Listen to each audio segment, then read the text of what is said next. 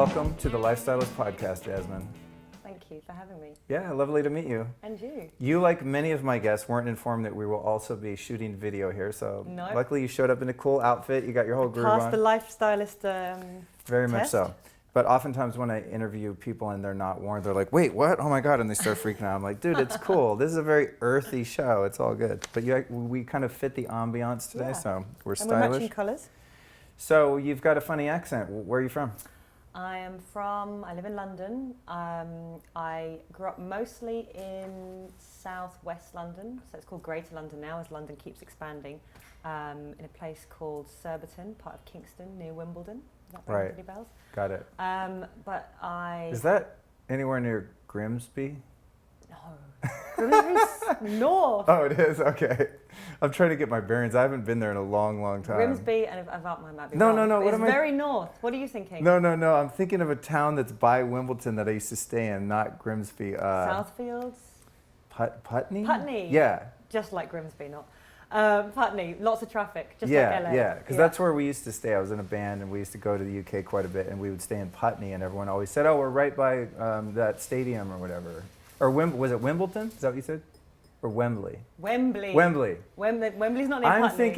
I'm thinking of Wimbledon. Wimbledon is famous for, is it famous for its dog racing? I don't know. We've got Wimbledon. You've got Wembley, which is the big stadium. Okay. That's the big music stadium. Okay. And then you've got Putney, which is near Wimbledon. Okay, Southwest, so it's near Wimbledon. Kind of on its way is to Wimbledon not where they have the big tennis matches? Yes. Okay, thank you. Oh God, I can't believe I said the dog races. No, I'm not a very good Brit right now. That's the correlation I was trying to make, because I used to try to suss out like how to take the train from Putney, because it was very boring out there. No offense to any Putney listeners, but I was like, oh my God, this is the lamest town ever. And they're like, you're not really in London. You need to get on the train and head up that way. And then I'd pop out of the tube and be like, oh, now this is a cool city. Yeah, you have to get on the overland. It's hard to reach by car as well, Putney, because it's just it's a bit of a thoroughfare, so it's always traffic. Cool. But yeah. And so hence the accent. Okay, cool. So tell us about your company, Hemsley and Hemsley. What's up with you? You work with your sister, Melissa. You guys seem to be doing a lot of stuff. Books, TV shows, events. You're on fire. You got a restaurant. So give us the whole overview of your... That's why I'm here resting. Do you have 4 people in your empire? I was hearing something today. It's 4. Yeah, so I call that a mini empire. So tell us about all of it. It's still very cottage, although it does look big time. So it's my other half, Nick, my sister, Melissa, and Eva, who's working with us. And we started off, the story kind of begins. I mean, I was modelling for 4 years, and I just got really interested in, I like food. I didn't understand the gym, although I'm quite sporty. And I guess I became conscious in my mid-20s of, my moods, my energy levels, your skin, your physique, all those kind of superficial things as well, and food. And it just didn't add up for me. So margarine didn't add up, soy chicken breast didn't add up. Oh God, soy chicken breast. Low calorie this and pre-packaged that, and pre-smoothies, which was kind of these shakes. And it was all just a bit weird. And also this idea that, a iceberg tuna salad was healthy. And it just didn't make sense. I mean, I grew up, my mum's Filipino, my dad is English, he's in the army. And are you making notes on me? No, I'm turning my phone on Do Not Disturb, because I just noticed the gardeners came. There's certain times and days a week where there's a whole like Armageddon outside, and they just came. So I was like, you know what? I'll deal with the leaf blowers and the lawnmowers, but definitely don't want my phone going off. So that's what I was doing. Carry on. Dad in the army. Dad in the army. So I grew up this kind of like, home cooking, quite frugal, eat what's on your plate. And, we really loved meal times. They weren't fancy. It wasn't anything to write a book about. It wasn't romanticized. It was just mum and dad worked, came home, put food on the table, we ate. The Filipino remedy for everything is food. Tired, eat something. You got a headache, eat something. Got tummy ache, eat something. That's interesting, because it seems there's a decent sized Filipino population here, and it appears that most of them are are quite thin. You know, I don't. Yeah. Yeah, I mean, I don't like, oh, here's another fat Filipino person. Seems like you guys are pretty. I think of my friend Jeffrey, super fit guy, very tall, thin, you know, kind of frame. So it's interesting. Sometimes I think cultures that fix things with food end up kind of ballooning up a bit. So. Well, you know, it was really my mum's generation, and you know, my aunties who are not really blood aunties, but I grew up with in the UK. We ate our greens. We ate meat, but meat on the bone and not a lot of it. Everything was stewy and hot and warming. You ate together. There wasn't separate meals for everyone. That's what I was going to ask you about. You know, I don't want to get too psychological because it could take us down another path here. But do you think that there was a strong, healthy family bond in your family due to the fact that that was part of the tradition, that you guys would actually sit around and eat together and sort of be forced to be intimate and stay in touch with one another emotionally and whatnot? Yeah, I mean, I wouldn't know at the time. I didn't really know anything different, but you know, as I became a teenager and I was aware of going to friends' houses, and you know, the supermarket ready meal had started. And so everyone would just kind of, it would almost be like the fridge would open, you'd grab something. So there weren't really the meal times. And I remember thinking that was kind of weird, but also very exotic and fascinating. And I remember the packaging in the supermarket screaming at me, like, buy me, buy me. My parents wouldn't buy it, mostly because of the price, and then because of maybe what it was made of. That's awesome. Yeah. Sort of like a fringe benefit of not being crazy wealthy is you're like, oh, you can't have that bright, shiny, toxic thing. Exactly. So it wasn't like my mum was going, oh, that hasn't got enough hemp seed in it, or that hasn't got, you know, there was none of that. It was just, you know, I don't think it's particularly good for you, and you know, you eat a proper meal. Yeah. So I grew up eating well and regularly and with family. And as a consequence, I was cooking from 8 years old. And wow. Yeah, so because that is going to lead into one of my later questions, like how the hell do you come up with all these recipes? I'm looking at your book, and on your site you have like seems like hundreds of recipes. I'm like, I have like 3 recipes and they're all made in a Vitamix. Well, I think my first cookbook was 165. I think we over-delivered by a third. Oh my God. Yeah. And I like to over-deliver. When it comes to, you know, because it's fun that I'm interviewing you because I'm the antithesis of a foodie. Like, to me, food is very utilitarian. I'm just like when I have to eat, I'm like, oh God, I got to eat. And I just want to do as quickly as possible, something as nutrient dense as possible, and just get over with. It's very much like going to the bathroom. It's like, oh God, I got to go to the bathroom. What a waste of time, you know? Until I sit down to a properly prepared meal by a great, you know, talented chef, or I go to a really nice like farm to table restaurant, I go, oh, now I get Foodies. This is an amazing experience. But I think because I don't know how to cook and I'm not interested in learning, it just sort of falls by the wayside. No, I can totally understand. I've got friends who just, you know, have never cooked and it doesn't interest them. And in fact, it's actually, because we talk about foodies and everyone has an opinion about food now, I think it almost puts them off. They almost don't want to learn because they might not be good at it. And why do they need to add another problem to their, you know, to the things they have to do in a day? But for me, it's not even, you know, when people say, oh, you're a foodie or you're this and that, it's not like I sit there and, although people have said, Jazz, you talk about your experience or the place you've been via the food, but it's not like I kind of talk about the textures and this and that going together or anything like that. For me, I love tasty food. I also want it to be good for me.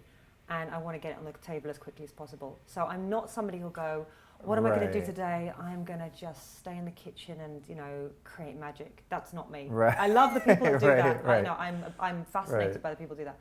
For me, it's like I want something to just tick. Or, you know, I've got particular taste buds. They're dry, apparently, according to one of my chefs at my cafe. I love flavors. I do love textures, but not to talk about, just to eat. And so that's how I started to cook, because I realized, you know, as I was growing up and food became, you know, it was different in England. We were different, we were a bit behind. You know, you couldn't just... I noticed that. You couldn't just walk out and get something. I mean, you really couldn't. You either were super bourgeois and ate in a fine dining restaurant, or there was a greasy spoon, which is a kind of fried breakfast cafe. I've eaten in my, I think I've done 5 pretty extended trips to the UK, and I pretty much ate curry. Exclusively. We do like, curry well. You know, that was like the only food that was, I was a vegetarian at the time. That was the only food that was open late, readily available. There was you're always within walking distance of a hotel or a venue or something like that. Curry. curry. Curry. But it was really good. And the Yeah. Indian food I found to be a lot tastier there than in America. Yes. And then I went to India, and I was like, oh, this Indian food tastes like the UK Indian food. And I remember thinking, why can't we import some immigrants from India in LA that know how to make Yeah. the food like this? Like, It's funny, are they isn't from it? different regions, and the good ones move to the UK, and the ones that like suck at cooking move to Yeah. California? I don't get it. Well, you guys had Thai and, you know, all these other Mexican. We just Right. didn't have that in the UK till I Right. was in my 20s. You know, Thai, no one knew really Thai food. But we did do curry well. The best Chinese I've ever had has actually been in America. But yeah, Indian food's great. But that was still expensive, you know, and kind of a one-off, maybe something you do for your birthday or something, in my house anyway. And so when you left the house, you had to have a packed lunch.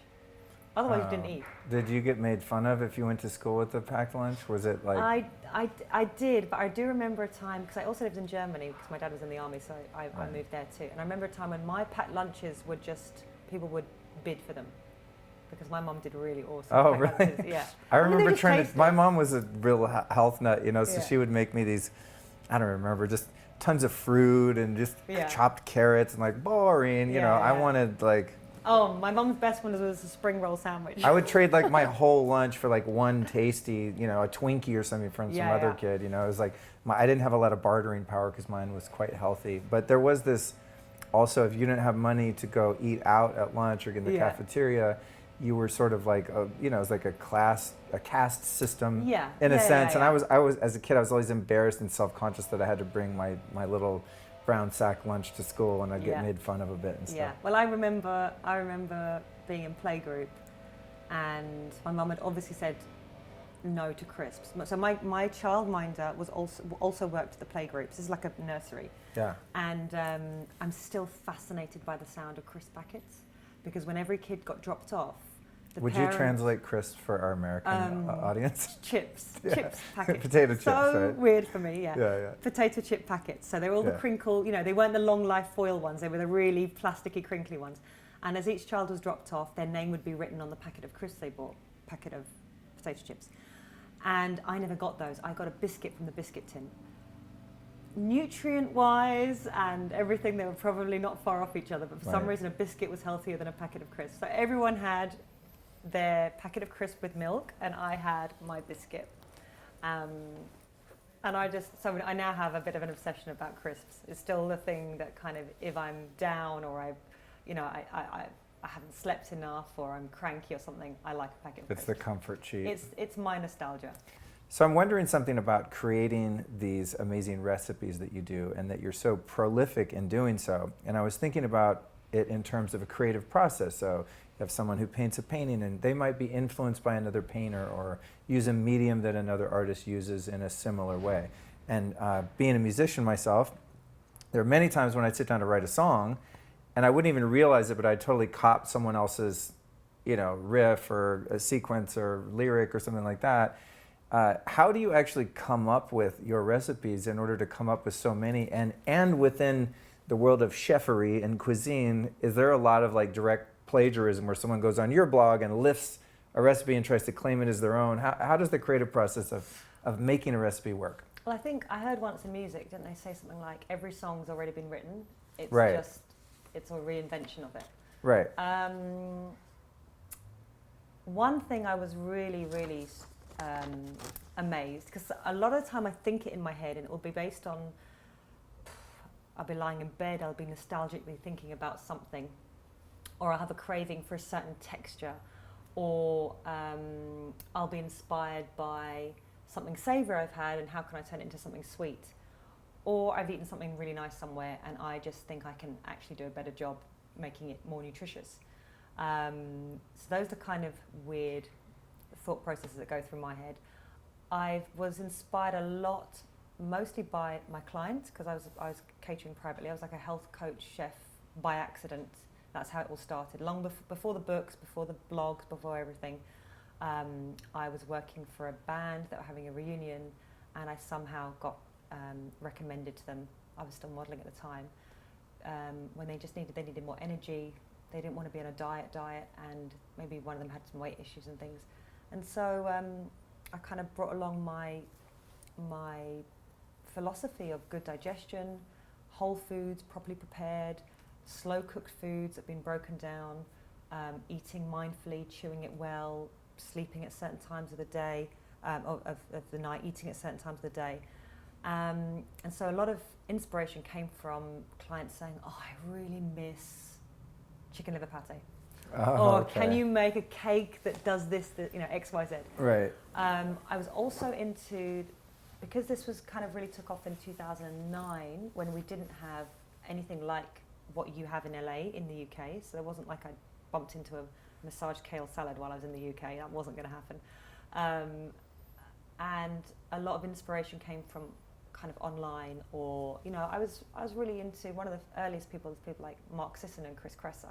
Oh, right. So I kind of put a feminine twist on what I thought they were wow, talking that's funny. about. I didn't even know you were like influenced by that whole kind of paleo primal movement. Yeah, it was a big, I was really into kind of gut health before it became very popular. In fact, I really fought to write about gut health in my first cookbook that came out in 2014, much to the publisher's horror, because they were like, you can't put the word gut in a cookbook.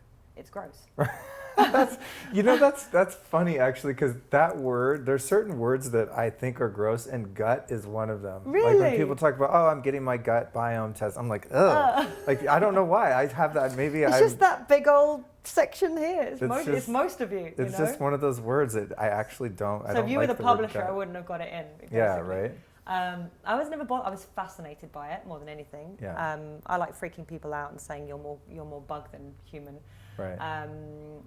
So it came from that, and then obviously our cookbook in The Art of Eating Well in 2014 was the beginning of a big load of wellness cookbooks coming in, and I get sent a lot of them, and I don't read them, mainly because I don't want to feel like I'm ever going to lift something or even paraphrase something. Ah, I see. Yeah. Right. So if I do read cookbooks, it'll be old school cookbooks, or like, have you heard of Morrow, the restaurant? No, I haven't. That's lovely, and so I kind of look at those and think about how I can inject a bit more vegetables in it, or get some more, I don't know, get some bone broth in there, or do that kind of thing. So that's kind of my process. That's interesting. Yeah, in terms of keeping the commitment to obviously your integrity and originality. Yeah. I have heard many musicians say when they're working on an album or they're doing some writing that they don't listen to other music because they don't want to be influenced by it, or they don't want to like inadvertently lift something. Exactly, and it would be painful to think you've come up with something incredible and then you hear it.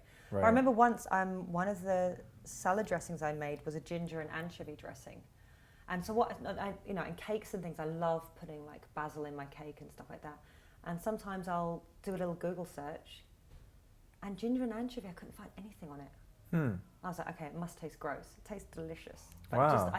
There's usually someone on the internet somewhere who's covered something, Right. And that was the one thing I couldn't find. In terms of primal ancestral dietary, guidelines, have you come up with anything innovative in terms of making organ meats taste edible? I think that's people struggle a lot with liver and kidney and brain and all these different parts of the animal that are very nutrient dense, but they're just, I think we've sort of our palate over time has been diluted to where those really strong tasting foods are not. Yeah. I mean, organ meats can be quite strong tasting. They're also, they have a different smell. Each of them has a different smell from each other. They're hard to get hold of. Then you've got to clean them. I think it's kind of off-putting if you haven't been brought up through generations of cooking, I mean, do you think we would, ancestrally speaking, in terms of a Paleolithic viewpoint, would we not have, a few hundred years ago probably had those as part of our regular diet as a hunter-gatherer, or maybe even pre-agriculture, obviously, if you go back 10,000, say, I mean, that would have been a primary source of nutrition, right? Yeah, and I think I've read you go straight for the organ meats. Right. That would be the first choice over the muscle meat. I've heard that too, actually. Yeah, I've heard they would give the muscle meets to the dog because they would go bad. We've read the same dodgy blog on the internet. But even when you look, post-agriculture, you can kind of think about, villages. A lot of the food I like is very rustic peasant food. I grew up on Filipino food. It was bowl food. It was wet and it was sloppy and it was warming. And so when you read about you know, maybe in rural Italy, they're not eating pasta. You know, that was expensive. You needed a really good machine to get that flour white, and you needed the machine to extrude it into pasta. They were eating beans, chestnuts, forage type things. Then you had the wild boar, or maybe you would raise a pig, and you would eat that pig all year. Every part of it. Oh, interesting. Hence the cured meats and stuff. Exactly. And just, you know, even like, I don't know, the ears would go in and flavour a big batch of soup. The bones would not be wasted. They would make the broth. So it's kind of almost plant-based to look at, but there would be some kind of animal element when they could use it and when they could afford it. Right. Which I think is a much more, you know, it's, for me, it's the future, if you like. It ticks a lot of the boxes because some people do need meat. I mean, on a biological level, they really do thrive on meat. Yes. I would be one. I would be one. I was a vegetarian for 10 years. I always talked about it on the show, and I respect anyone's choices. I don't care. Like, you can eat the fucking sofa. I really am not concerned with what people eat. It's none of my business. But just subjectively, my own experience, it was frustrating because I thought I was being healthy, and I was eating so many inflammatory foods and things like that. And once I went back onto meat and bone broth, and I started, when I first started eating meat again, I was like so malnourished. I actually used to go to the farmer's market and get beef liver, like grass-fed beef liver. That's quite heavy. And I would chop it up, and I would take, I'd freeze it, and I'd just eat cubes of it like vitamins, you know, and like raw egg yolks. I'd put like 6 to 8 egg yolks in a blender and just chug them, you know. So you went from none to like I mean, my body more is more. As I started to eat that stuff, my body was just like more. And now it's much more balanced. I don't eat I think we can all go on our own journeys with food. I mean, there's so many different horses for different courses. We change constantly, and I'm vegetarian when I don't know where the meats come from. Yeah, me too. Yeah. And I'm vegetarian when I feel like I'm really needing to make a more conscious effort to get some more vegetables in me. You know, it's I remember my other half and I 8 years ago, we somehow went vegetarian. We were traveling through Hong Kong, and it didn't really suit us seeing the animals, you know, animal welfare and stuff. So we went vegetarian. We still ate sheep's cheese and things, and we got to Australia, and I think what started as a month, we went into like 6 weeks or 8 weeks, and I'm telling you, when we finally booked in and had some meat, it was like manna from heaven. I really appreciated it, and I think that's the key. Is to really appreciate your food, and then you know what you need and when it's satisfying you, when it's not, you know, when it's serving you, when it's not. I think a lot of us mindlessly eat more than our fair share a lot of the time, and I think that's nice in a celebratory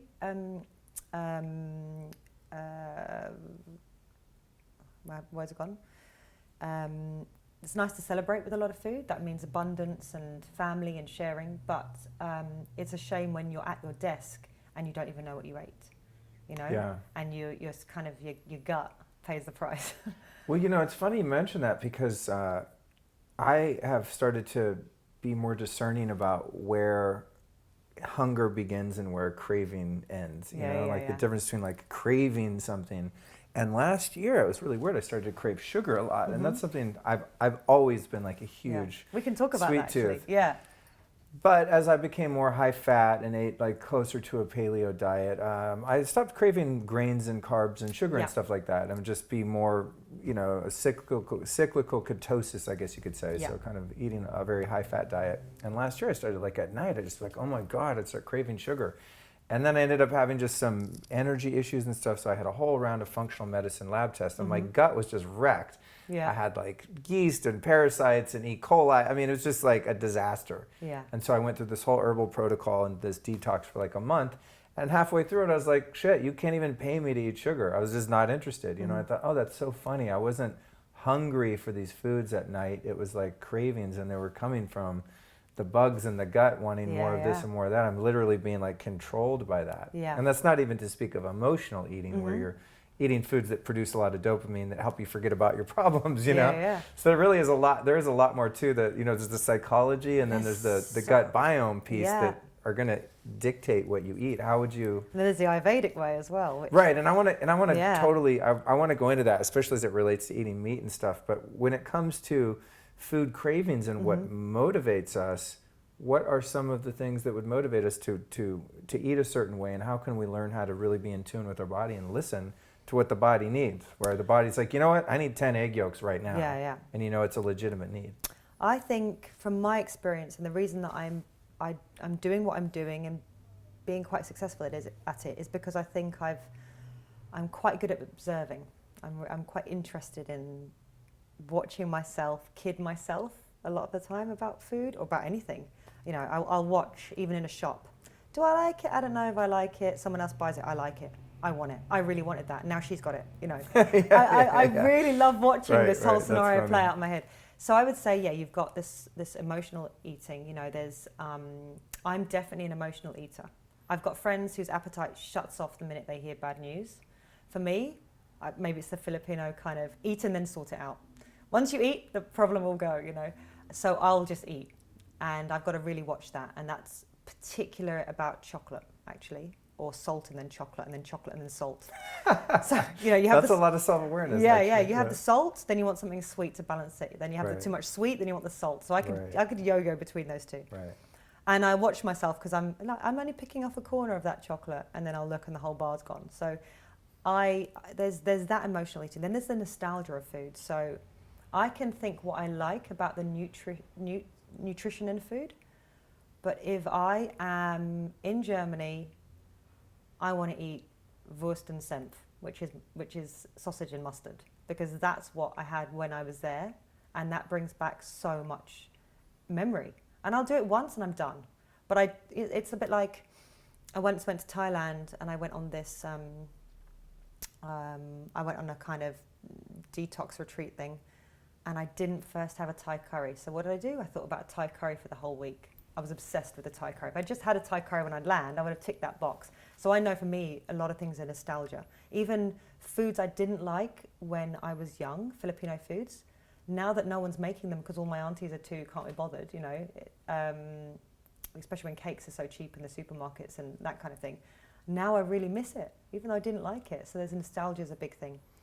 Then there's obviously what's your gut, what's your biology craving, you know, all those screaming out for sugars, there's cravings that you can't even talk yourself out of because they're screaming so loudly in your head, you know. I have those commonly. Yeah. Then there's sleep deprivation hunger. Oh, what's that? What's up with that? I think they say something like you eat, I don't know, 50% more calories when you haven't slept because your energy has to come from somewhere. Wow. And we all love to not sleep. We all love to sleep, but we all love to put everything else before sleep. And when we're not sleeping properly, and we do how many things in a day? I mean, you've got your style school, you've got your podcast, everything. You're always on a mission. You know, sleep gets it in the neck really, and then you don't make quite the right decisions. You make decisions that make you feel better now, and not thinking about what it's going to do long term. So that was how I realised coffee was not my friend. So coffee would be something I'd kind of go, oh, I've not slept well, I'll have a coffee. But I'm really sensitive to the caffeine, and it just kind of spiraled. Then have you ever done any genetic testing to see how quickly you metabolize caffeine? No, one of my best friends bought me a kit, I forgot what it's called now, about 2 years ago for Christmas. 23andMe or something? I think it was that. And I still haven't done it. Yeah. I took a test because I always thought I was very sensitive to caffeine, and I took a test. They're like, no, you metabolize caffeine like a beast. I was like, great, getting on double coffee. And then how did you feel?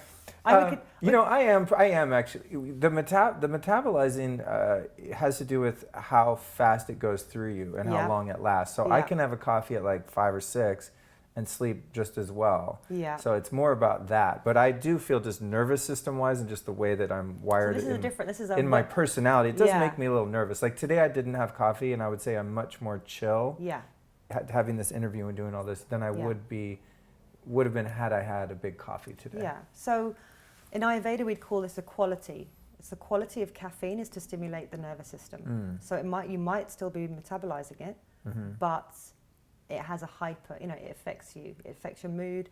It's what they call stimulating. So coffee, chili, you know, alcohol, these are all very, very stimulating. And then alcohol is then kind of it gives you a downer afterwards. But so what you get from the West, this is why my book's called East by West. I love this kind of holistic approach from the East, and then we've got the kind of the science stuff from the West. And if you can kind of marry them, I think it's a really nice combination, because we could argue. You're going to get a lot of podcasts. you can fill thousands. You could chat to everyone that all have completely different views about food, and it'll be where that person is now, the journey they've been on, what their belief system is. I mean, you meet people on your journey. I'm sure you've had this, where they start speaking, like, I'm hooked on you.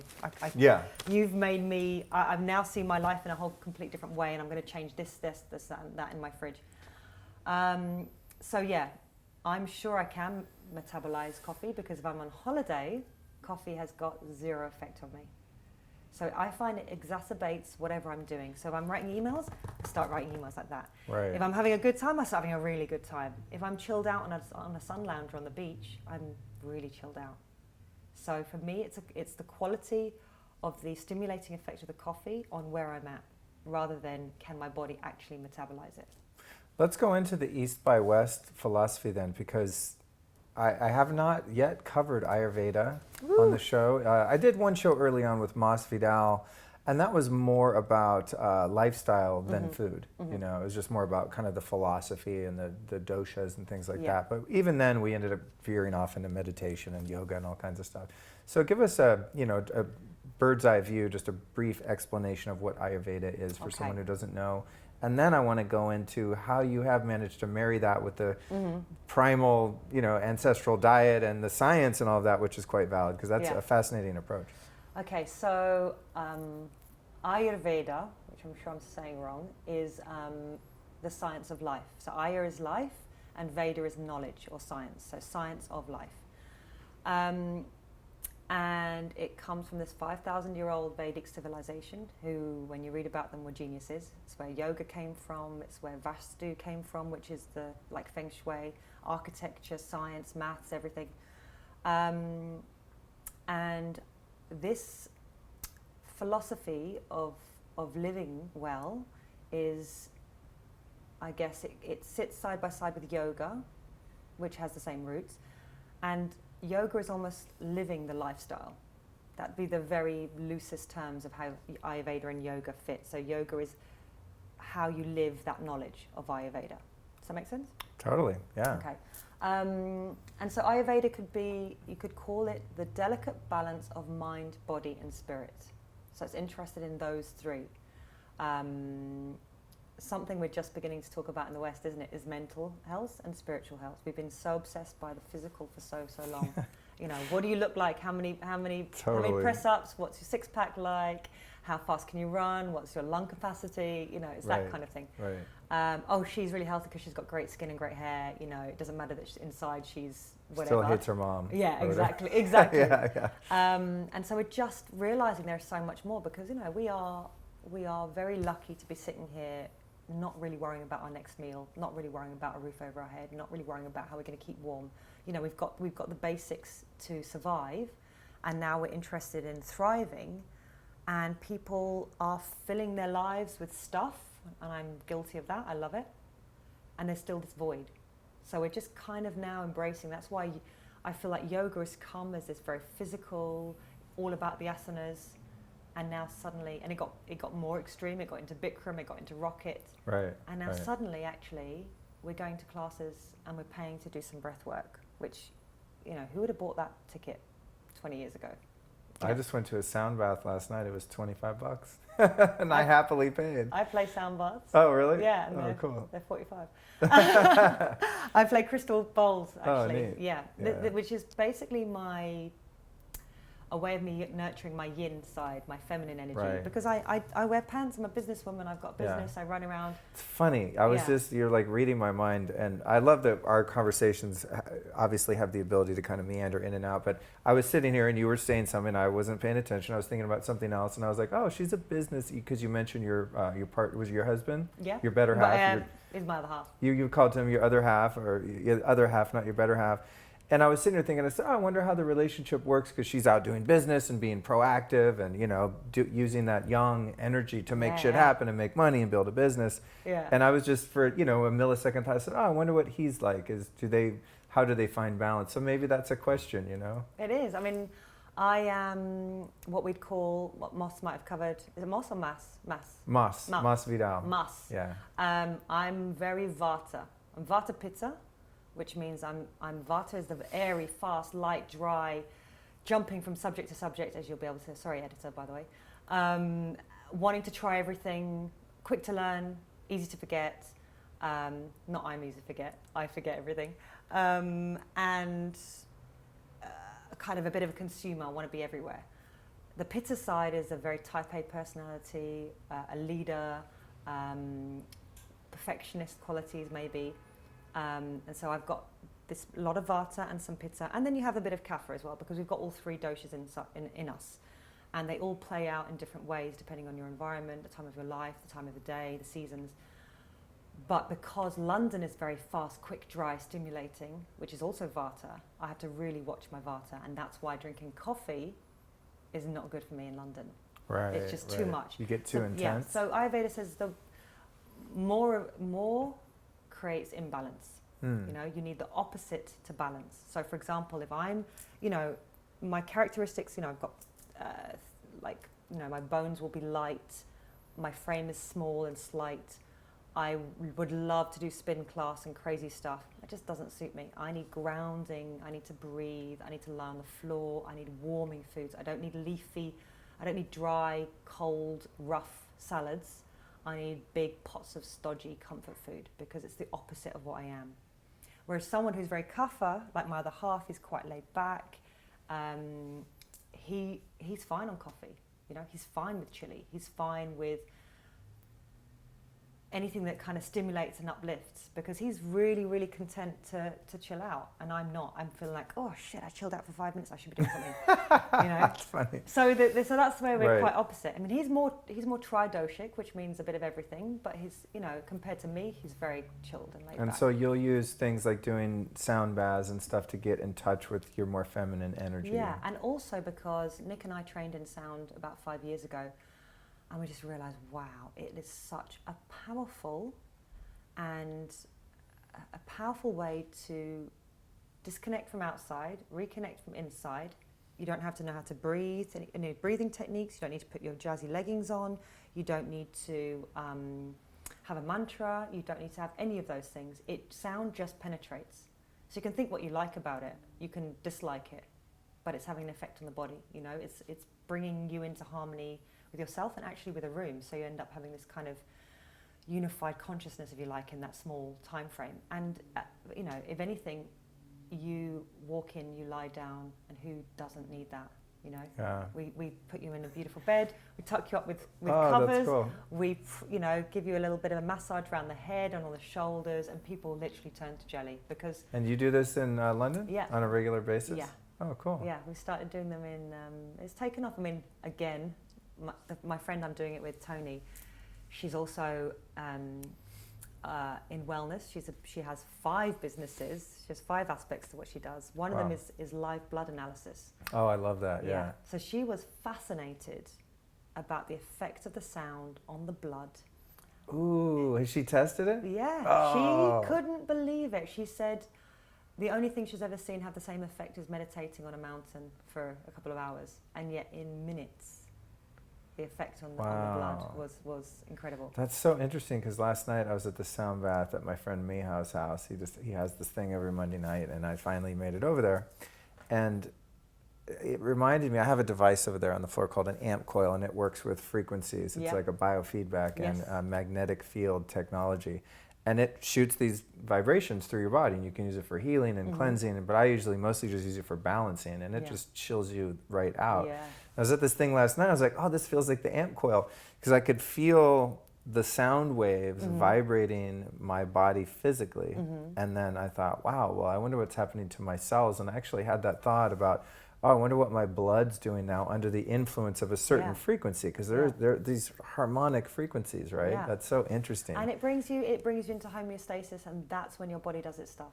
Yeah, that's cool. You're just So your getting friend out the way. tested it though, because that's what I love to like. Yeah, you like the science. Yeah, you can have a theory about. about something, it's like, well, it does this, it does that. I mean, I have so many like biohacking things and stuff, and they say it does this and does that, but until you see labs, until you see stuff like empirically, it's less compelling to some people. I'm much more woo-woo than a lot of people I know. I'll go along with anything if I think it's going to work, but it is really fun to see that something's working, goddammit. I like to see it when it's working because it's, definitely you can then wow a friend who won't hear it otherwise. Right.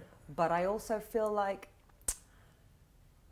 as I go on, and, I came in this with food and I realised it's really not just about food. Food is such a tiny aspect. In fact, when you eat and how you eat it probably has more of an effect than actually what you're eating, is my conclusion at the moment. But I also think we don't always have the technology to be able to measure. And so we can really throw the baby out with the bathwater by just going, sorry, there's no evidence, Yeah. And then 100 years later, we're like, ooh.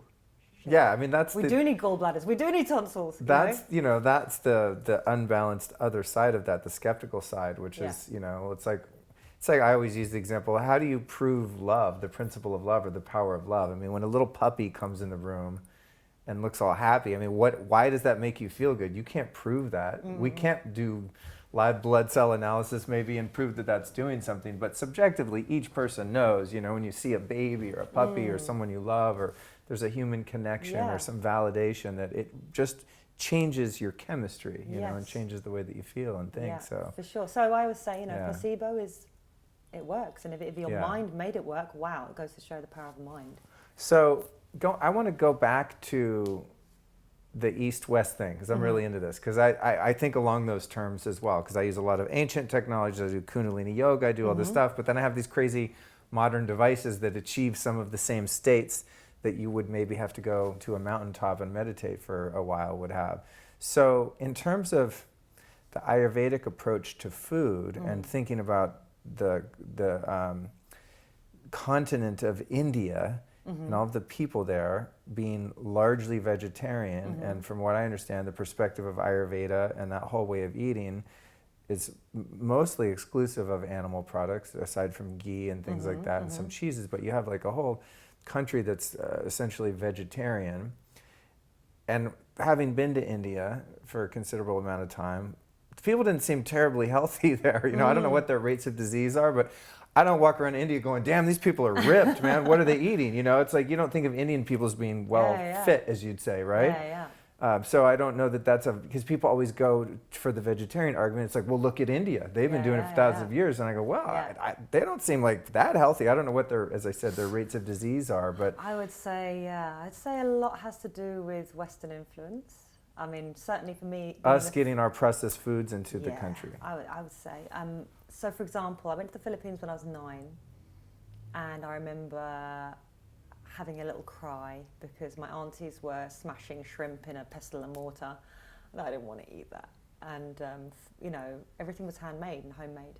And then I went there when I was 30, and I had just been on a detox in Boracay and went into Manila, and I said to my mum, look, just say to them I'd love to try the local fruits and things like that, but I've just come off of this plan, so I need to be careful about what I eat, and also I don't want them to make a fuss. And Filipinos are notorious for making a feast. You come, you're like the lost son, the return of the prodigal son. Right. And it's very offensive if you do not eat what's there, or you upset the people.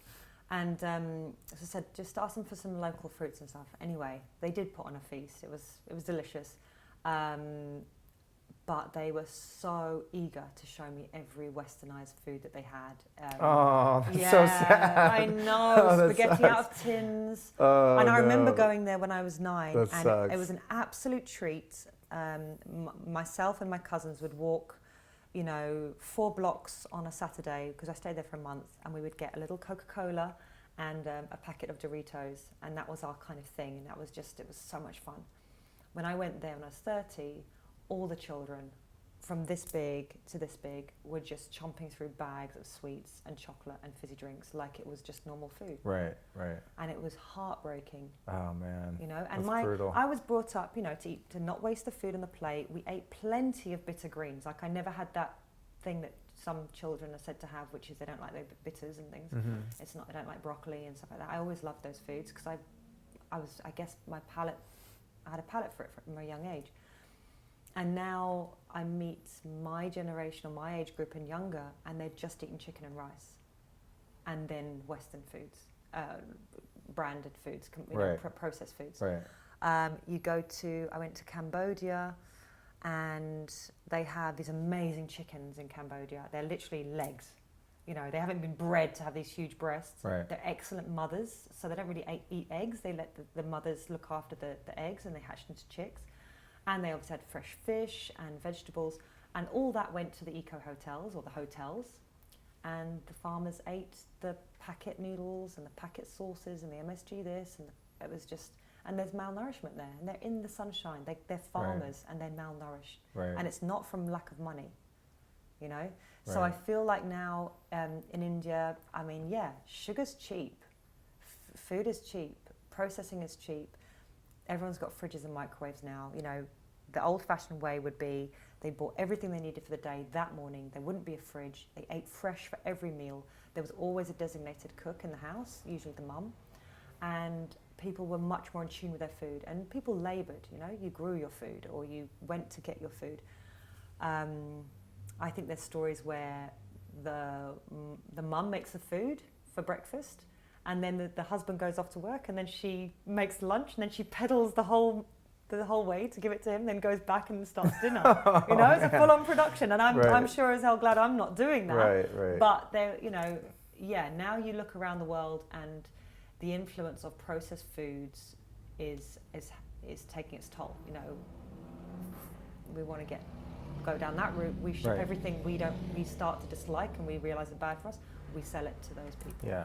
You know, so there's that side of things. Yes, I agree. I mean, when I felt better when I started eliminating grains from my diet, for sure. That was probably one of the big key things for me. I came from, you know, a Filipino household. You would eat a mountain of white rice, and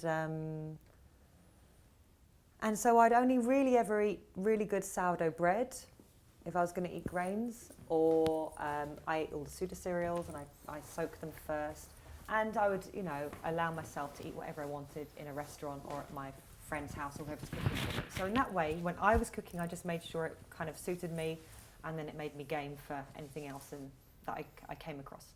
So that was kind of my thing. Then the more I started to look at Ayurveda, which has been kind of knocking on my door for 15 years, and I've really been pushing it away because it's a weird word. I didn't know anyone else that was into it. It's hard to pronounce. It's really hard. A lot of people say Ayurveda, which sounds like something... I invent a new way to say it like every couple of years. Yeah. Because everyone says it differently. Everyone says it differently. Yeah. It's kind of like fashion designers. Like when I remember back in the day when a new designer came out, like Proenza Schooler. Some people would say like Schuler, and you're like, they're not cool. And I'm I always tell our fashion designers, like, even Anna Wintour doesn't know how to produce a goddamn designer when it first comes out. You just kind of have to copy what other people say and hope you're right. But that's one of those strange ancient words. I was actually going to use the same example, So it's... you know, it came to me when I first started going to yoga. And when I first started going to yoga, it was purely for the physical effect. And so when I'm sitting there, you know, 10 minutes into the class that you've paid $12 for back then, and we're chanting, I'm like, when am I going to stretch? When am I going to sweat? When am I going to get my workout? And then as the time went on, I was like, I quite like how I feel. I feel calm. I feel connected. I feel like quite loved up, you know. Mm-hmm. And so that's when I started to realise there was so much more to health. And Ayurveda kind of kept popping up then. It popped up in terms of eating late. As soon as I stopped eating late, oh my God, that was a real game changer for me. And I can tell you why in a minute. And then why hot dinners suited me. You know, remember this was a time of things not touching on the plate. Sushi was fashionable. Salads, which we didn't do well in the UK back then. Processed pots of health food that were low fat and had calorie content on and some kind of marketing message on. That was what was in fashion. I don't get it. I don't like it. It doesn't taste good. Why does my mum's food make me feel good when it's to look at looks like it's not great for you? And Ayurveda answered those questions too. And then as I got into Vedic meditation, which we talked about earlier, my meditation teacher kept dropping in hints. You know, there was me. I've just found, you know, organic, grass-fed, local, raw, unhomogenized milk from the farmers market, from farmers whose cows had names, And my meditation teacher was like, yeah, in Ayurveda we cook it. I'm like, why would I cook that? I've just found this incredible milk. Why would I cook it? And then bit by bit I started to understand it's like pre-digesting the food for your body. You know, cooking it is not the same as pasteurizing it. Right. So there was all these subtleties and things that we in the West, especially when we go down these kind of, you know, functional medicine, new science routes, we're like, you know, if the milk is from the same carton and one's hot and one's cold, it's got no nutritional difference. In Ayurveda, that's got huge difference. You know, hot milk is soothing, grounding, nourishing, easy to digest, it's light. Cold milk is mucus forming, it's heavy, it's clogging, you know, it's cooling. It's so interesting as you're describing that. I actually have the visceral experience. I go, yeah, that's actually true. I've never thought about it, but I was thinking about a golden latte, like a turmeric hot milk based drink, milk, and like golden milk, like how that's so sort of soothing and calming at night, and super easy to digest and whatnot. That's interesting. And that's the golden milk is the classic, one of the classic Ayurvedic recipes, and one that's kind of filtered into our lives via a turmeric latte, which is not the same. The golden milk is cooked for 15 minutes minimum, and the spices are cooked into it, so you get the medicinal benefits are released. It makes the milk easy to digest. It also means that the spices are easier to absorb. So it becomes it's a tonic. You know? Right. Whereas a turmeric latte generally it's some kind of syrup thing or a sprinkle of turmeric for color. I because I'm lazy, as we discussed when it comes to cooking, I make my golden milks out of this the gold powder by Organifi. They're one of my advertisers on the show, and it's really, I think the ingredient deck is super legit. Everything's just top quality, and I'll use whatever, you know, like I'll usually just put water and ghee or something like that in a hot So drink, has it got the milk powders in there? No, it doesn't. Okay. That's the thing. But I've been experimenting lately with like coconut milk powder and things like that, and kind of cheating because I never go buy like raw milk at the farmer's market because it'll go bad before I can get around to using it. Well, it's only really the dairy milk that needs the long cook to make that more digestible. Something like almond milk is lighter, obviously, and so really you just want to kind of cook it long enough to get the goodness out of the powders. I mean, it's like an extraction kind of in a sense, right? Or like, what do you have here? That slow drip filter stuff. Oh, like ice. What do they call that? Cold brew. Yeah, so like cold brew. Like it's, you know, it's unfortunately, and it's not going to be something that we in this fast modern world are very attracted to. But the slower and the more mindful the process, always the better. Right. And so for me, it's like we have these incredible devices like your coil, you know, your frequency coil and all these things. And I've just been hanging out with some really weird and wonderful people lately. And there's one particular machine I was into, and he was like, "Nah, he tested, you're too sensitive for it." And I would have, you know, I was about to splash out on that. Yeah. Because it had an incredible effect on the cells. You remember what it was called? A beamer. Oh, beamer. Yeah, those are great. Yeah, and so apparently it's not good for me. And then it becomes like, how come it's not good for me and it's good for someone else? And then I realized, you know, you do what you can do, and the rest has to be intention. Because, you know, we are not the majority of us are going to hopefully slow down a little bit and to counteract this crazy life we live in. But most of us want to kind of live every moment of it. We're not going to become hermits. We're not going to be preparing every meal. So then I feel like as long as your intention, as long as you put positivity into what you do and your choices, it's going to come as good as anything else. As long as the minute we stress about something not being good for us, that's the downfall. And so really Ayurveda is not about rules, it's about how to bring that balance into your lifestyle. So Ayurveda doesn't say don't have coffee. Ayurveda doesn't say, you know, don't have that big greasy... Does it say don't eat meat? Is it against animal products? No, that's interesting. Not. That is interesting. It's the ancient texts actually talk about meat as medicine. Oh. So I think... So you're not doing something blasphemous by doing your... Did you find the meat in there? Yeah, I mean, by east meets west, because I always think of like Indians are not down with killing cows. They'll do the ghee and all that. No, they're not down with killing cows because cows are really, really sacred. Okay. You know, for a vegetarian country, you can imagine the only animal source of food is the milk, which then they drink as the golden milk, or they make paneer, which is a bit like a set ricotta, Or they make. Yum. I'm getting so hungry. I've got my ricotta in there. When I was looking at your book earlier, and I was like, I should have eaten lunch before I did this interview. Why didn't you eat lunch? You missed the prime time to digest. My eating schedule is really strange. I'm working on it. Because I fast, like inadvertently, and in the morning I'll have my fatty coffee or my fat drink. Yeah. But today, for some reason, I was like, you know what, I'm just going to skip the coffee today. And so I had some like coconut water or something, and so I didn't get my fats in today. And I'm like, oh my God, I'm like famished. It's 5 o'clock, and I've not eaten a proper lunch. You'd only have a fatty coffee. Usually I'll have like some sort of herbal elixir with some ghee or grass-fed butter, some brain octane oil, like kind of an MCT oil. And what time? Usually I'll have that, like I'll wake up around 8 or so and I'll have that, and then I won't eat food until probably like 3 or 4, maybe I'll have a lunch. So and then I'll eat dinner at like 8 or 9. Like my sleeping, my food schedule admittedly is not great. Because I get really hungry really late at night, and then that screws with my sleep, because even last night I woke up and I was like, I kind of had heartburn and stuff. Yeah. It was so annoying. You're literally taking your dinner to bed with you. Yeah, exactly. I mean, so let's talk about the timing then. Okay, so we've established like you're not necessarily.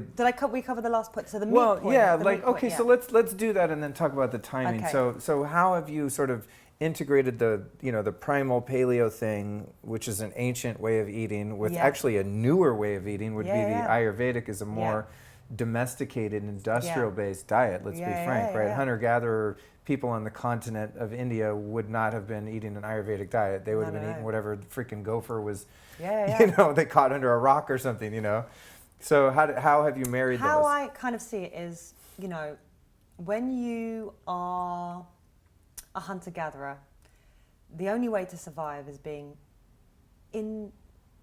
totally in touch with nature. Like you had to hear the beast moving, you had to walk, you had to make sure you weren't going to get eaten. There was, you had to literally sync with what was going on around you. You were totally connected, and food didn't come easy. You didn't walk into, sweet potatoes growing out of the ground. You didn't walk into, a lot of that stuff actually was really poisonous. There was lots of trial and error about what you could and couldn't eat. Totally seasonal, and some big storm came or it would wreck the coconuts for the year, or you literally lived by what nature was giving you because you couldn't control it yourself. And so you went through natural periods of fasting.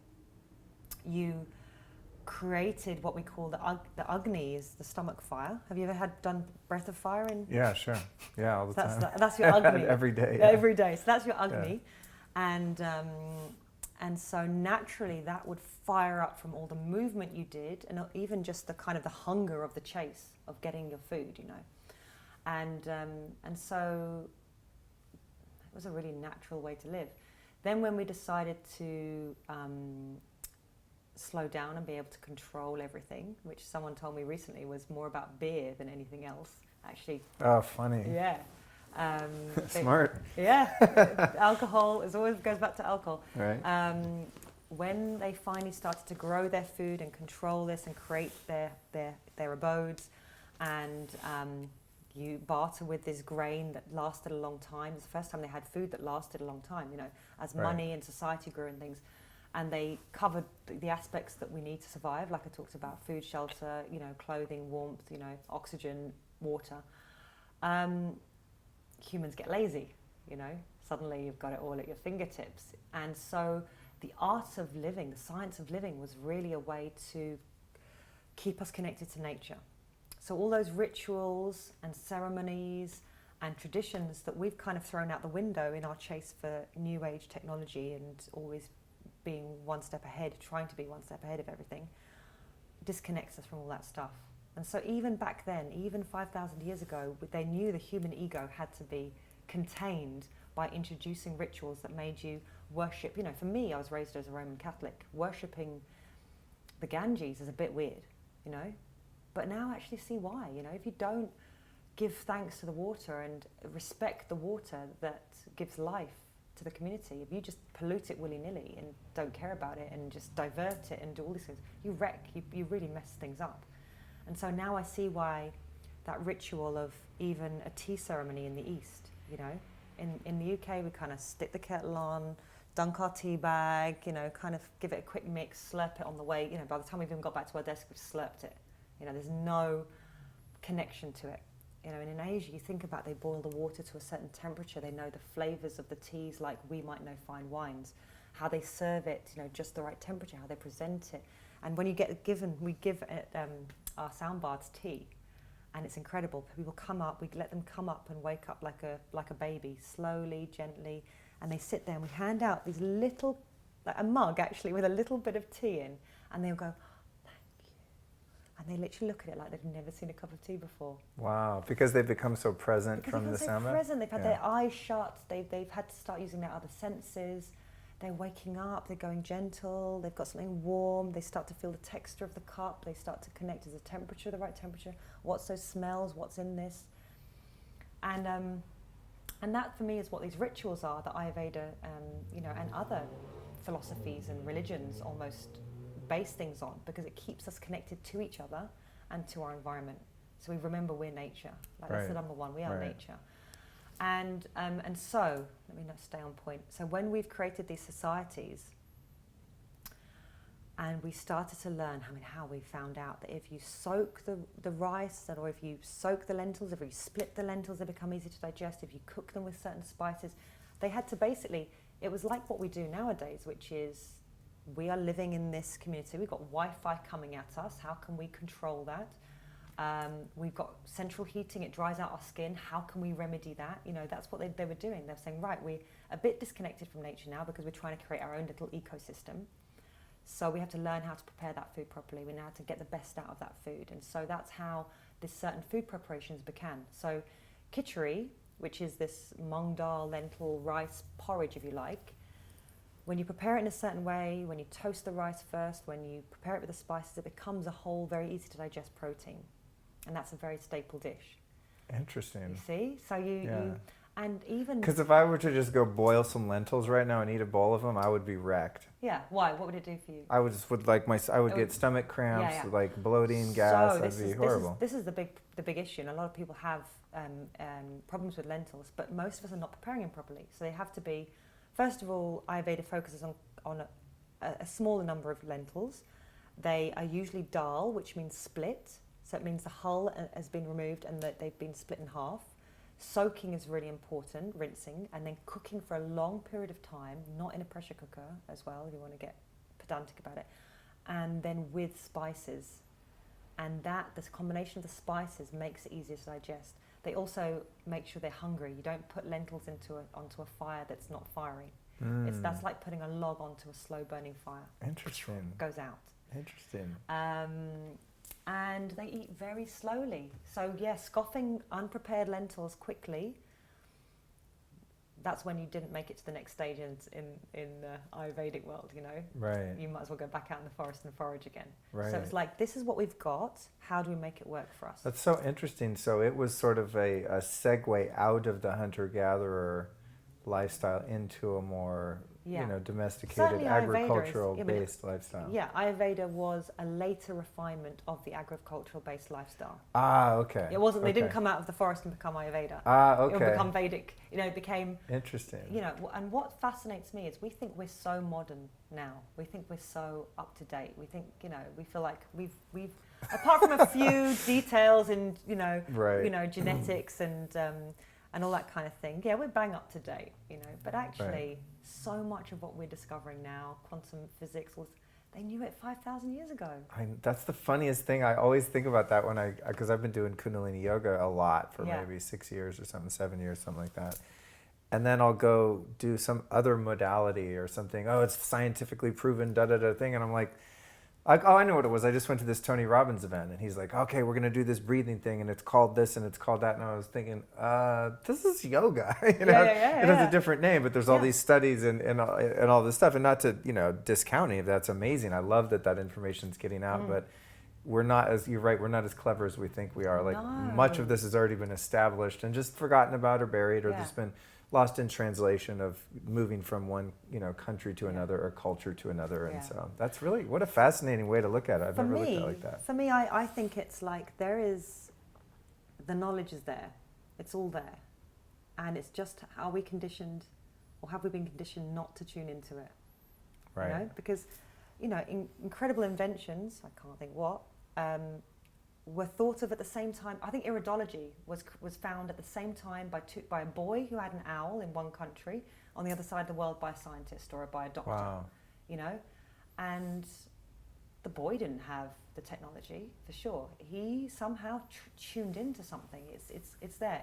In the same way that we're fascinated about how they build the pyramids, how the hell did Stonehenge get built? You know, how did they create all these systems? That shit is trippy when you look at how those pyramids popped up at different places on these certain ley lines around the planet, right? Yeah. At the same time, by civilizations that were in no way in contact with one another. That is trippy stuff. Incredible. It's trippy stuff. Incredible. Yeah. And so yeah, the architecture that goes on from the Vedic civilizations. I mean, we've just had in the UK, it's just finished an exhibition in the Wellcome Museum, and it was all about the interaction between the European doctors and the Ayurvedic doctors, and how the Europeans kept on going over this to find out what the Ayurvedic doctors knew, because they had this mastery of something they hadn't looked at in the West. And so for me, it's like Ayurveda is 5,000 years tried and tested.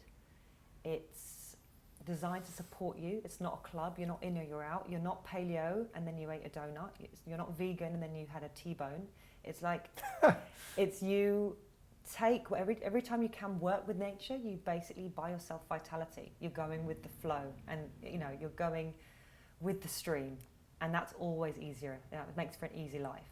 And so actually, we can come to it now, the times that you eat and sleep. That's exactly where I wanted to go. Makes it for an easier life. So I am not a morning person, but I have become a morning person, and I feel the difference in the energy.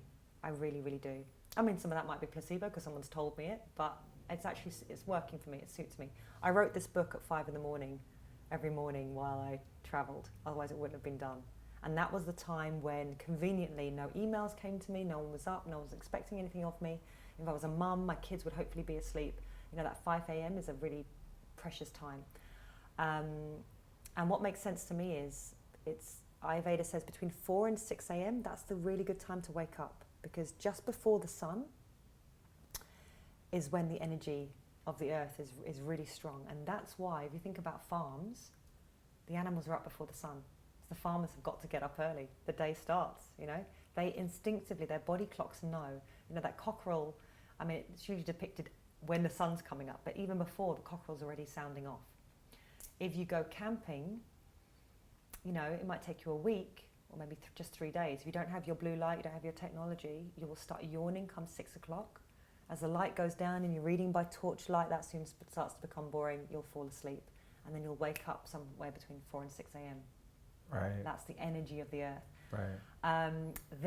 So really, our stomach fire, and this is the fire that not only digests our food but digests our experiences. You follow it. So you're easing into the day in the morning. So then you should have a light, warming breakfast. Then in the middle of the day, when the sun is at this peak, that's when you have your biggest meal of the day. Then as it goes out, your digestive fire goes down again. That's when you eat again about 6 o'clock in the evening, a light meal.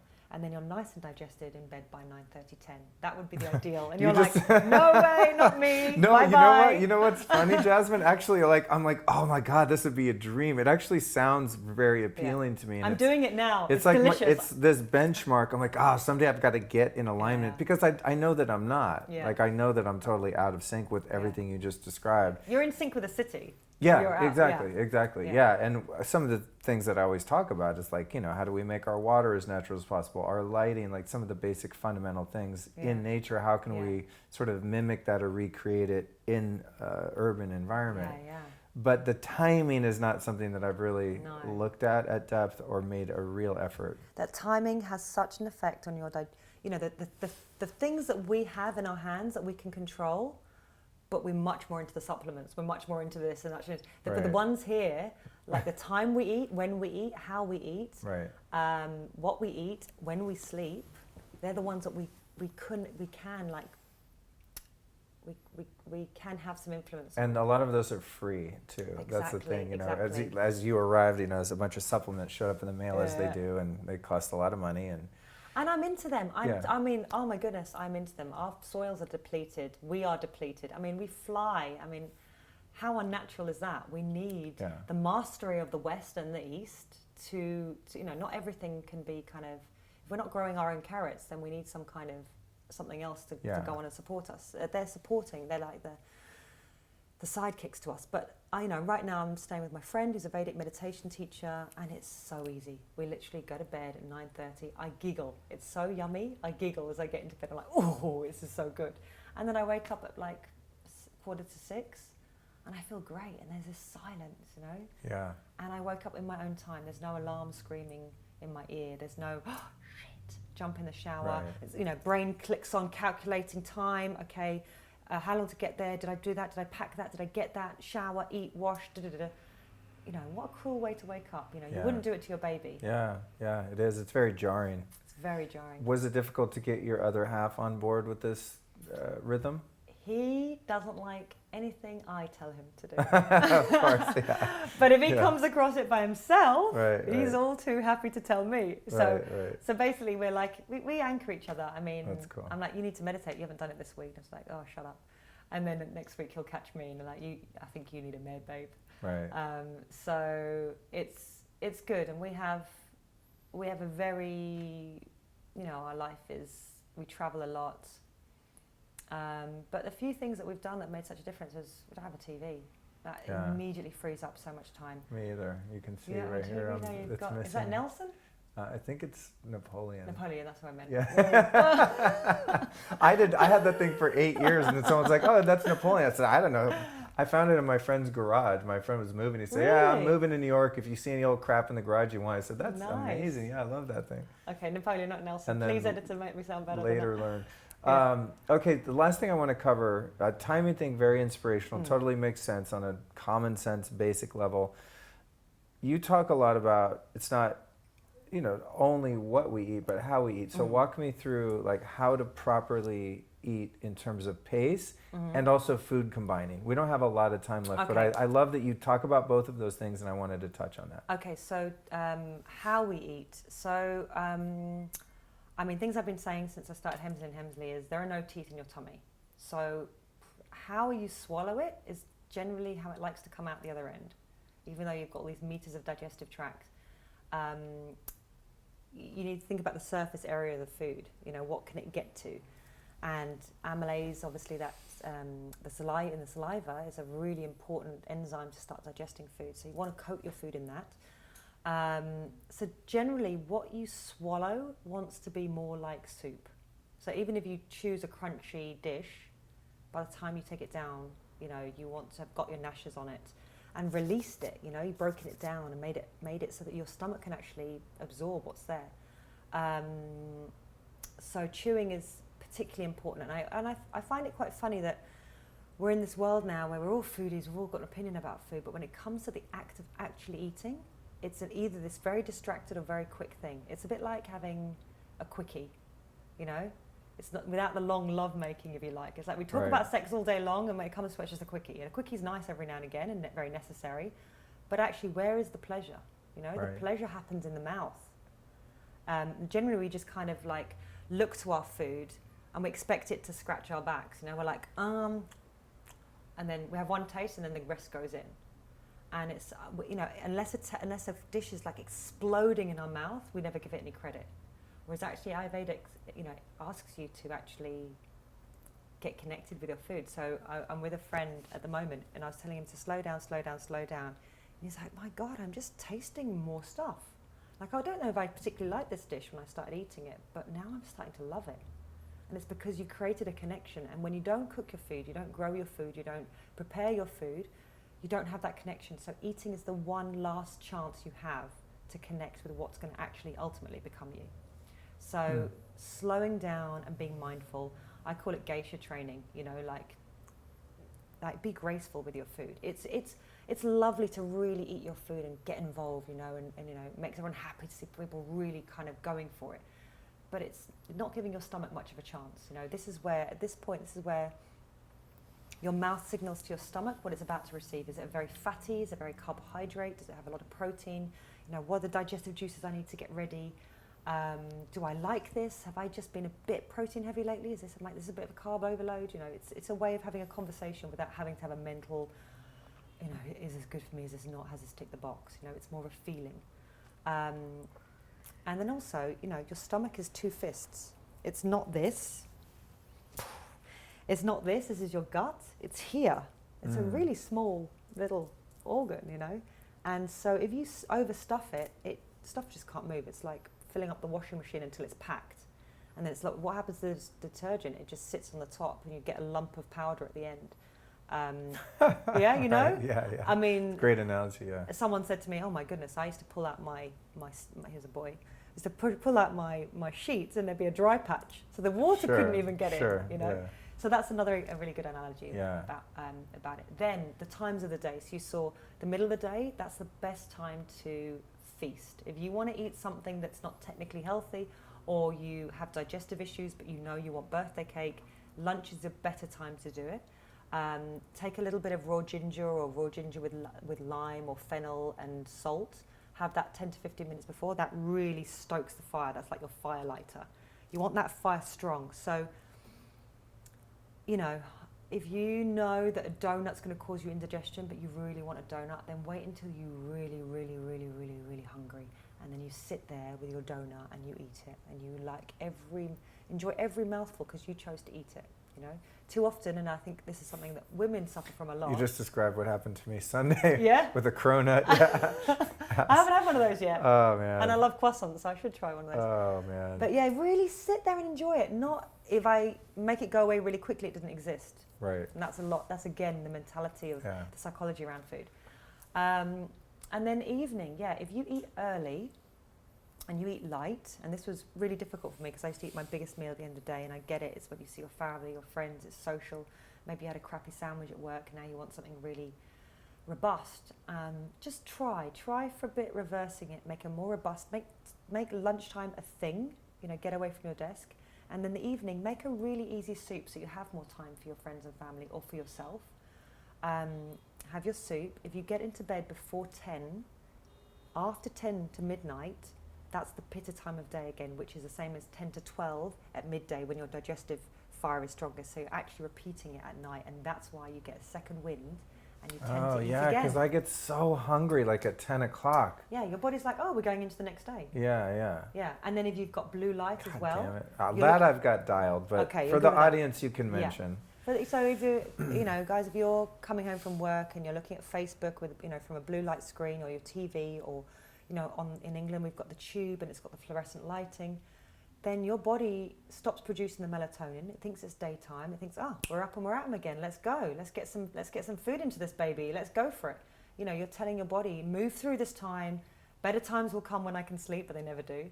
Right. And so your body will throw everything into getting you through something. And that's why when we're younger, we can move through every hangover, every, you know, crap night's sleep, you know, or when we've had a baby, we can go through a couple of years of not really sleeping well because we're hoping the time is coming when you get to recuperate. And the human body is incredible, and it will push and push and push and push, and it will hit a wall. So you want to balance it out before that point. And if you balance out before that point, that's when you enjoy the ebb and flow of life. It's not about controlling anything. It's about going, wow, I'm way over here. Let's get me some of that over there, and then meet in the middle. I love your approach. Very common sense and logical. Thank you. Yeah. The last thing I want to hear about, and then we'll wrap it up, is food combining. Because this is something that years ago was very trendy, kind of in the natural health movements and stuff like that. And there was one doctor, Dr. Bo here in LA, that had this whole diagram. I used to have it on my fridge and try to follow it. Some people I've noticed with food combining, they seem to eat whatever they want. They can stack different types of foods on top of each other. They're fine. They've got good Agni. I'm very sensitive, and like, for example, your American breakfast, okay, you eat some pancakes. Yeah. And then you eat a banana and a big glass of orange juice on top of that. I would probably throw up if I ate food in that order. I could eat the fruit by itself, or I could eat the pancakes by itself, but if I mix fruit with those carbs, and especially a bunch of fats, if I put a bunch of butter in it, I'm a wreck, and I'll just literally, I'll be like getting heartburn 20 minutes later, I'll be hating life. So what's your, or the Ayurvedic approach to food combining, and a few of the, you know, the steadfast rules that could apply to most people? Okay, so Ayurveda says it is better to have good digestion and a bad diet than it is to have a bad digestion and a good diet. So that means even if your food was grown by the Pope and delivered by the Dalai Lama with all the blessings it could possibly have, and it's the most awesome, healthy Instagram snappable dish, if your digestion's bad, it will literally putrefy in your stomach and cause problems. So it turns to what they call ama, which is that which is not digested. So emotions as well. If you don't have a strong agni, your emotions also don't get digested, and that's why things play again on our mind over and over again. That food will repeat on you over and over again. So the most important thing is to have your digestion strong. And that means when you're faced with airport food or you're faced with something rubbish, you can actually fire through it and your body will take what it needs from it and get rid of the rest. So get your digestion strong is the main thing. That means try and cut down on outside stresses, reduce internal stresses by eating mindfully, chewing your food, not overfilling your belly, eating in a calm environment, and also not mixing certain things. So the big no-nos with Ayurveda would be milk and banana, milk and fish. It would be fruits and yogurts. Raw food dampens the fire. It's doable, but it will just kind of, it's like putting wet leaves on a fire. And high protein and high carb, it's a bit difficult. But if you marry things together in a pot and they get digested together, they become a new food. Right. So you create a third substance out of the two that you're mixing. So instead of your body being the cooking pot, right. That's why we cook in a pot. Because see, sometimes sushi, for example, will upset my stomach because you have this like white rice that's super starchy, and then you have this fatty protein in the fish, and those don't go well together. But I'm sitting in a sushi place going, everyone seems to be living the dream. They're doing fine, but I'll get like an upset stomach from eating that. I mean, sometimes ignorance is bliss, I found. Because they haven't, they that would be a rule, is not following the rule that you just described. Yeah. Whereas if you made a lovely stew out of that and they were simmering for hours and hours, and that rice kind of got imbued with some of the fish juices and fats, then you've got a new substance on your hands. If I put you in the field and you work for about 5 or 6 hours, that sushi's going to go down a dream. Right. Because your agni's fired up, Right. You're in nature, you're hungry for the food.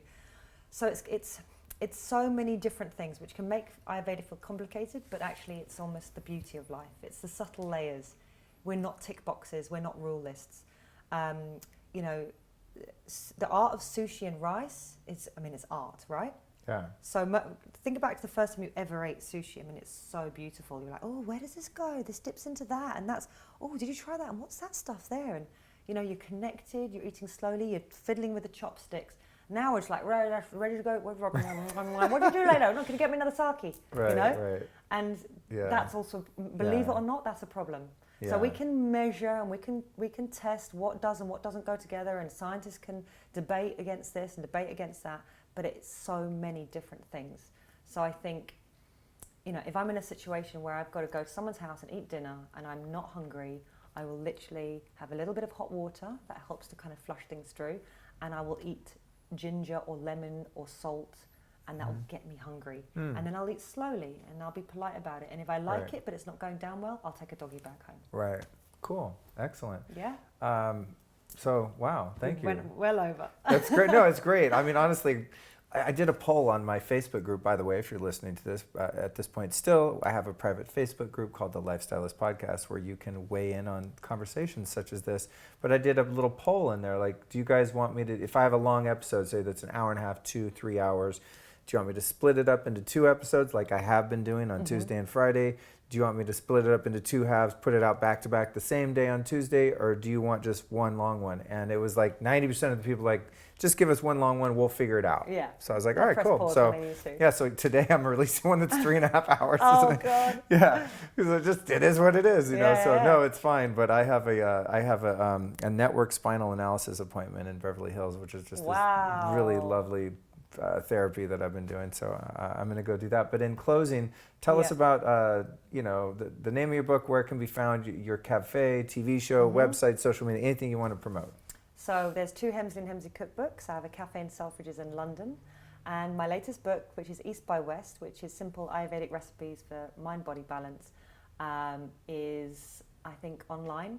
So just type that in. I'm Jasmine Hemsley or East by West and you'll find it.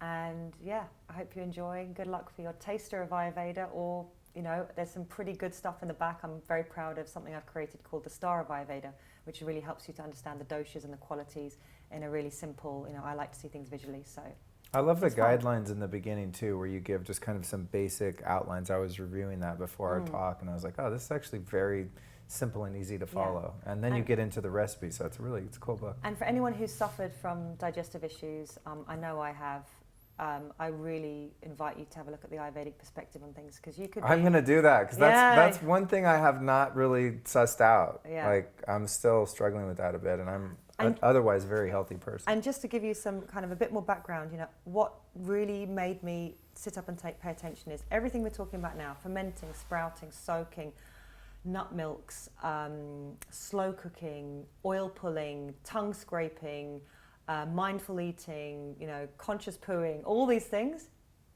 Ayurveda. Wow, really? Yeah, it's basically the new health rules are the old ones. That's crazy. Yeah. That's crazy. Good to know. All right, last question. You've taught me a ton. I had no idea I was going to learn so much. Every time I do an interview, I'm like, I already know most of this stuff. I'm just going to humor them and ask them some questions for the audience, you know, but I'm like, oh, shit. I learned so much. And the audience, I'm sure, has as well. So who have been 3 teachers or teachings that have taught you a lot that you might send our listeners to go check out on their own? So many. Let me think. Gosh, most of the people are like little old men and women. So I don't think you'll find them online. But I would say Vedic meditation has been epic for me. My friend Will Williams in London, Gary Gorrow in Sydney, he's my original teacher. I would say because of that, because of yoga and meditation, Ayurveda, someone who does it great, halfway house, is Deepak Chopra. You know, he's the Ayurveda and the doctor at the same time. Right. Third would be speak to the old folk. Speak to the oldies, you know, when they talk about, you know, I know people who smoked till they were 98, but they just didn't have the other shit going on. Right. You know, they knew how to live life. They had their sherry at lunchtime. My great aunt's 98 and she has a sherry every day. She has she has tea time. She doesn't have dinner, you know. Wow. She goes to bed, she rolls with it, and she lives by herself, she takes care of herself. So interesting. That's cool. Yeah. I like that. And then watch the babies as well. Babies know. Right. You know what babies know how to do? They know how to move. Yes. When I watch a baby move, I'm like, okay, I knew how to do that at one point. Like, that means it's in my DNA to do it again. And it's inspiring to help me. I'll introduce you to, have a little look at Tony Riddle, my friend, who's... He's called the, very similar actually, I can't remember what he's called now, the natural stylist on Instagram. But Tony does something called rewilding. And it's fixed a lot of my little issues in my body. Cool. As you get older, you know, there's little niggles, hey? Oh my God. But as, you know, moving around and just acting, you know, we play games with the kids where we just become animals on the floor and suddenly everything clicks back into place. Oh, that's cool. Yeah. That's cool. We'll look him up. Well, thank you so much for joining me. Thank you for having me. Enjoy the rest of your trip in sunny Southern California. Thank you.